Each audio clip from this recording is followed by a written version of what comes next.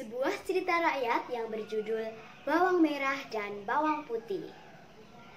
Pada zaman dahulu kala, tersebutlah seorang gadis cantik dan baik budi yang bernama Bawang Putih. Gadis ini tinggal bersama ibu dan kakak tirinya yang bernama Bawang Merah. Bawang Putih diperlakukan sangat kejam. Setiap harinya ia harus mengerjakan semua pekerjaan rumah. Sementara kakak tirinya, Bawang Merah, hanya bermalas-malasan. Bila ia sedikit saja melakukan kesalahan, maka hukumannya yang akan ia terima. Bawang Putih selalu bangun pagi dan mengerjakan semua pekerjaan di rumah itu. Lalu tidur lebih malam dari ibu dan kakaknya. Pekerjaan rumah seperti tak ada habisnya. Ada saja pekerjaan yang diberikan oleh ibu dan kakaknya itu. Sebelumnya, kehidupan Bawang Putih sangatlah bahagia. Ibunya seorang ibu yang sangat sayang kepadanya. Ayahnya yang seorang saudagar kaya juga mencintainya dengan luar biasa. Apalagi ia adalah anak sematawayang mereka.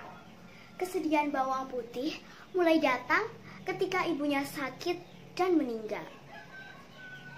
Ayahnya kemudian menikah lagi dengan seorang janda beranak satu yang tidak lain adalah tetangga mereka sendiri. Akhirnya tinggallah Bawang Merah dan ibu tirinya itu di rumah mereka.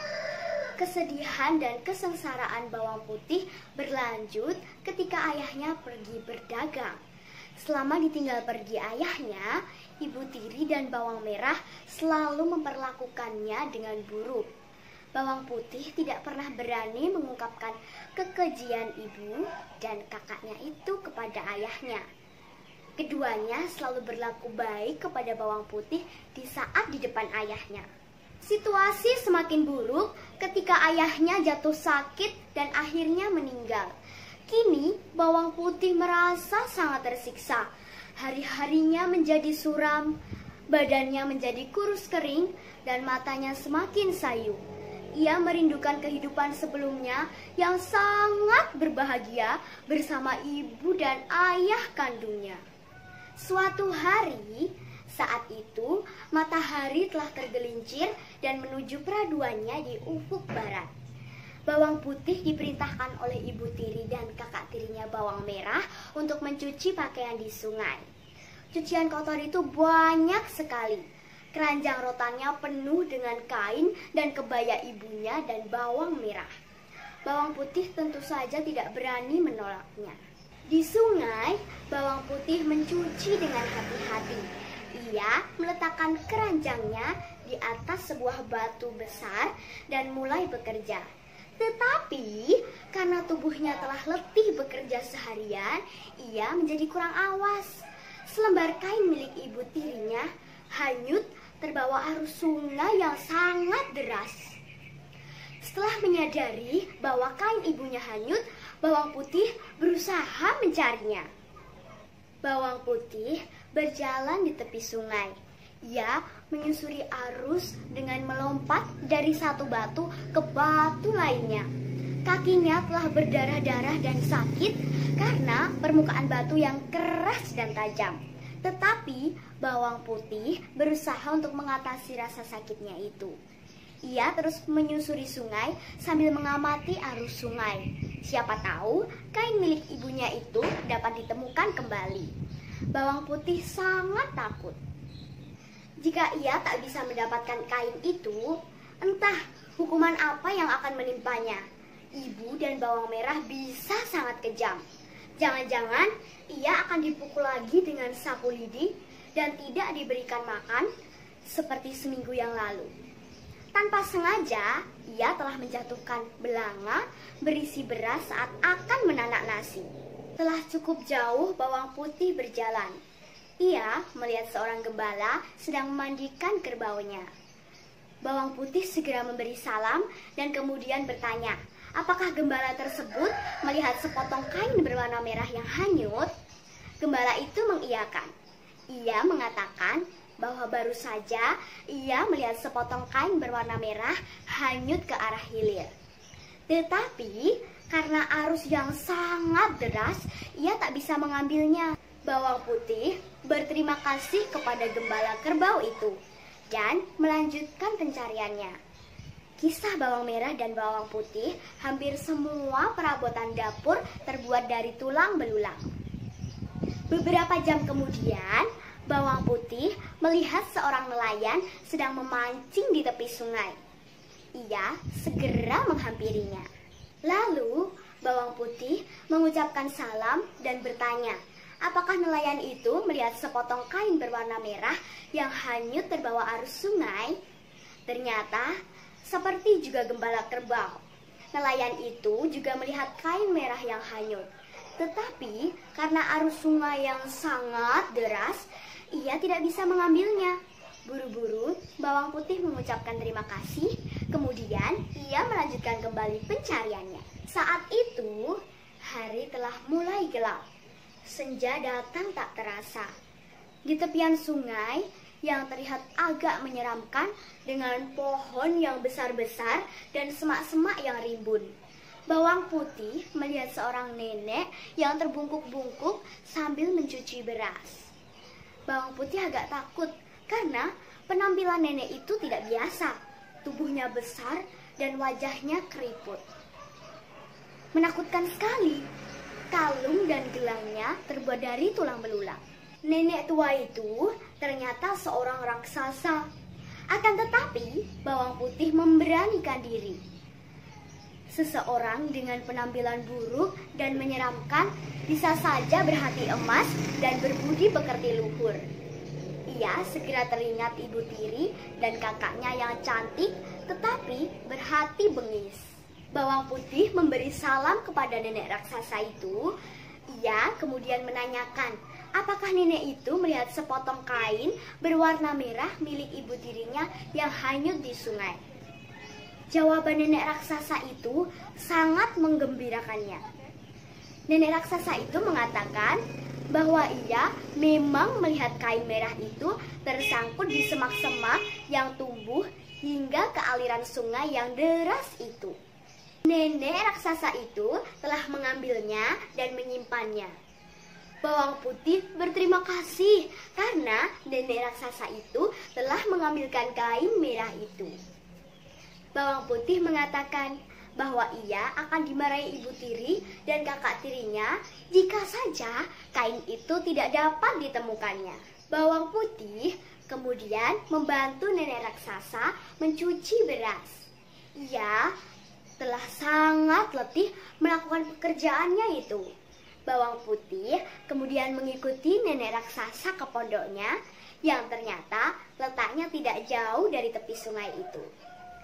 Hari telah benar-benar malam. Gelap menyelimuti seluruh dataran. Nenek raksasa itu meminta bawang putih untuk bermalam saja di pondoknya. Bawang putih kemudian diminta menanak nasi dan memasak lauk pauk di dapur. Betapa kagetnya bawang putih ketika mengetahui bahwa hampir semua perabotan dapur dan makan nenek raksasa itu juga terbuat dari tulang belulang, seperti halnya kalung dan gelang yang dipakainya. Bawang putih berdoa, semoga ia selalu dilindungi dari mara bahaya. Akhirnya ia memasak juga. Hatinya menjadi tenang karena telah memasrahkan diri kepada Sang Pencipta. Setelah makanan tersaji, nenek raksasa mengajak bawang putih makan bersama. Semalaman itu, bawang putih tidur bersama nenek raksasa di pondok kecil tepi sungai itu. Ketika matahari mulai menyingsing di ufuk timur, bawang putih terbangun. Lumayan, tubuhnya kini telah menjadi segar dan rasa sakit di kakinya berangsur sembuh. Bawang putih berpamitan untuk pulang setelah nenek raksasa itu menyerahkan kain berwarna merah milik ibu tirinya. Kemudian, nenek raksasa itu juga memberi bawang putih sebuah hadiah. Bawang putih diminta memilih sebuah labu kuning dari 2 buah labu yang ada di dapur. Bawang putih mengambil sebuah labu yang berukuran kecil dan meninggalkan labu yang berukuran besar.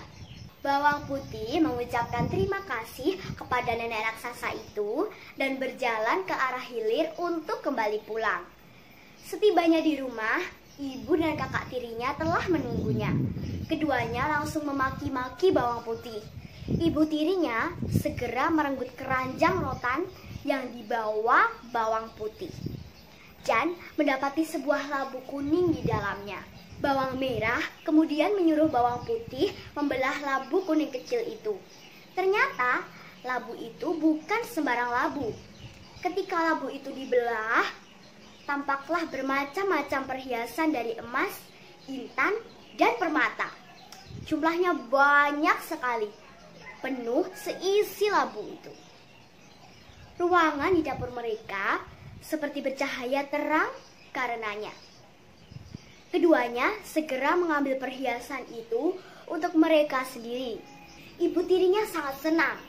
Ia lalu memaksa bawang putih untuk menceritakan bagaimana ia bisa memperoleh labu berisi perhiasan itu.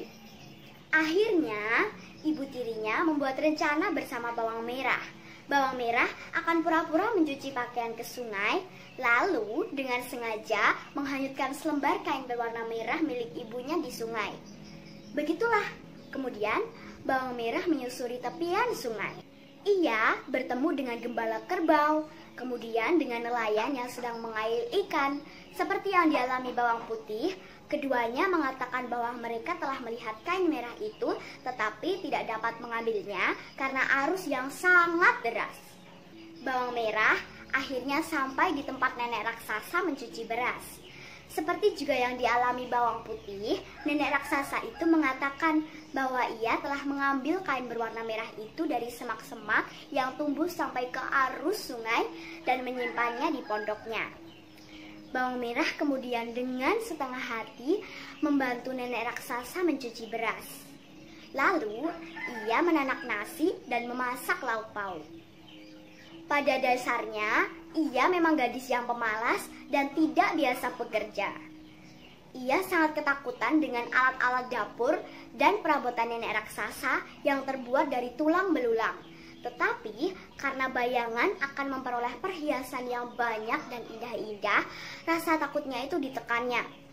Malam itu, bawang merah makan dan juga tidur bersama nenek raksasa.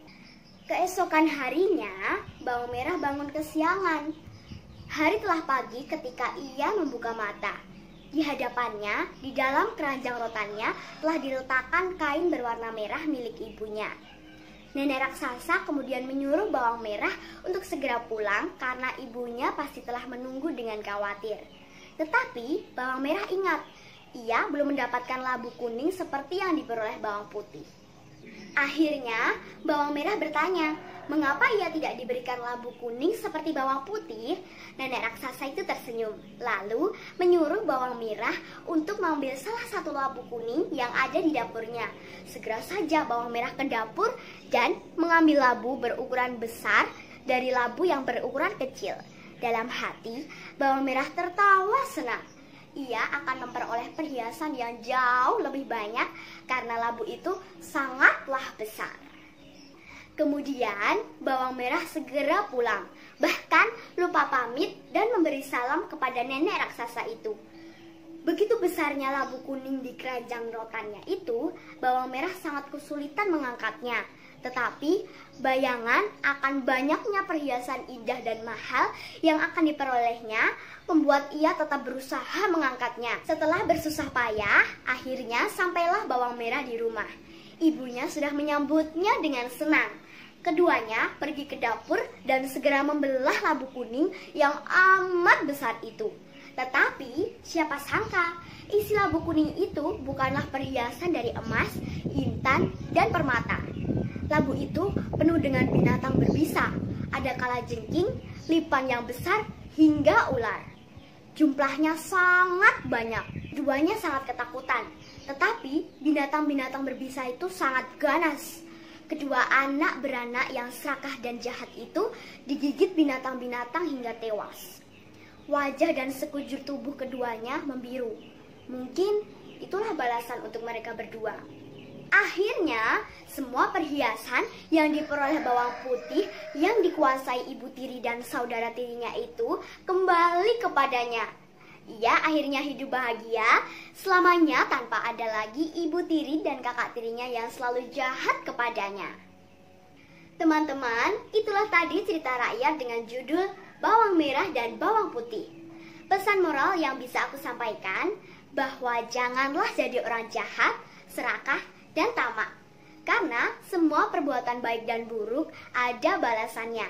Tetap bersabarlah ketika ujian dan cobaan datang menghampiri, karena pasti ada saatnya akan mendapat kebahagiaan. Saya Bunga Salsabila alias Pengisi Milikiti mohon pamit. Sampai jumpa.